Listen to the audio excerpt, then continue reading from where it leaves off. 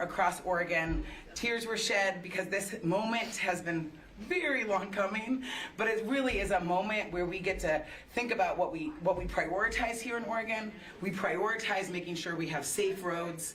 We prioritize making sure that we can keep communities across our state connected, and we prioritize making sure that we have people who are doing that work who have good jobs.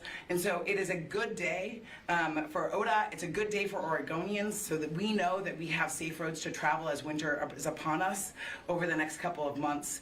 But I want to make sure that people who just learned this information have an opportunity to share what it means to them. Ren, you want to go? I can't tell you the overwhelming amount of relief after months of sitting on this, and man, all I want to do is get back to work and be able to do my job and not have this looming over me, and be able to just do what we need to do and keep people safe and keep the roads open, and I'm just so looking forward to being able to do my job and not have this looming over me, and to know that it's gonna be okay.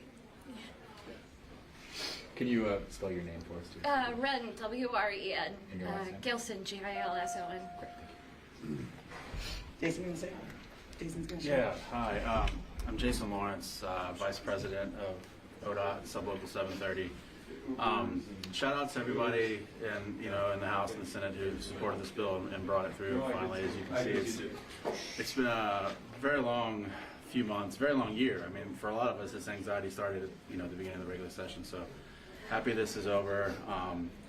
Real proud of our members and our union and everybody stepping up and advocating for themselves and going out and really just kind of taking the step forward and reminding people of how important our work is. I mean, we really are vital to everything, literally everything in Oregon, as so many of the senators said today. There's nothing that your life involves that doesn't touch transportation in one way, shape, or form, right? So I look forward to the work they have ahead of them. As a lot of them mentioned, they have a lot of work to do to kind of balance things and help Oregonians with the costs and things. But like I said last time we were down here, the best thing about this is that no matter what we're facing, ODOT's going to continue to show up and do their job. So we're happy to say we can continue to do that. I'm damn proud of everyone here behind me and everyone that couldn't make it here today, and just ready to move forward with what's next. So I'll step back. Anyone else want to share anything? This is John. Yeah, go ahead. Say your name. Hello, my name is John Turner. I've worked for ODOT for about 21 years, and I'm gratified to Oregon and the legislature to be able to continue my job. One of the things I'd like to point out, part of this win for ODOT and for Oregon is if this hadn't gone through, there seems to be the perception that they could come back with a better bill and do things better. Well, if this had gone through, the expertise that would have been lost would have been non-recoverable. We couldn't have just come back and done it better, having lost the people. We're already down about 1,000 people from what we were a few years ago. Those of us who remain are the people who really need to be here. So again, I'm gratified to be here. Look forward to being part of Oregon going forward. As we, right after the call, people were making phone calls to their friends who were on the list and on the layoff list. And I think, as everyone just said, people are just excited to get back to work. Most of the time, ODOT would have hired all their winter workers a couple of months ago. And right now, it's going to be an intense hiring to make sure that ODOT can serve the needs of Oregonians over the next couple of months. And we have the opportunity to do that. We're excited. I know everyone just talked about being excited to being able to go back to work, but I do not want to minimize the stress that this has put on folks for the last 3 months. At first people were given a layoff notice with less than 30 days notice, and it's been ongoing. But I think the thing that has kept them strong is coming together coming together as workers, coming together within their union, and making sure that they had their voice heard throughout this process.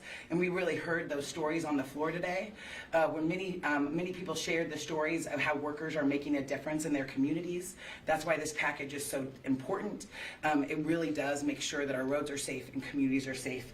And we're going to be there every step of the way to rebuild ODOT to be the agency that everyone can be proud of. So thank you very much.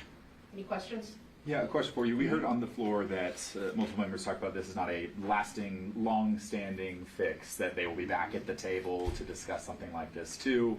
We know this is a slimmed-down version of what was initially proposed. We've also heard from Republicans signal their intent to refer this out for voter referendum. What do you make of all that, looking into the board, looking into the future here? Well, in the moment there's a lot of political posturing happening today, right? I think that we saw that a lot.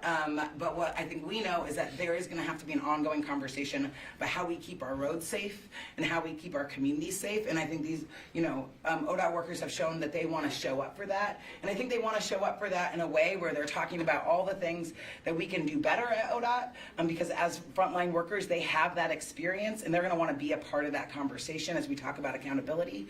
And they, I think, will be able to bring a really important voice to that conversation. So we're going to be at that table. Workers will be at that table as we talk about those next steps. I have no idea what's real and what's not real on a day where people were saying everything they needed to say to get their point across in a political moment. But what we know is that, we know that Oregonians value safe roads, and we will be in that conversation with them. We'll be in that conversation with legislators over the next couple of months and years. And if this is sent out for a voter referendum, what does that mean for you all? We don't know yet. I think that we'll have to see if that actually happens. But the thing I think that we forget in this conversation is a lot of people supported this bill.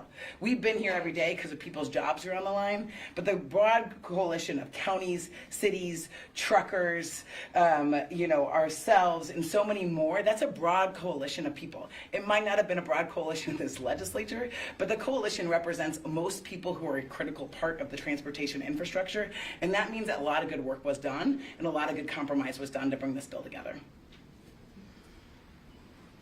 Any other questions? No. Okay. Thanks, you guys. Thank you. Yep. Thank you. Whew, nice job, guys.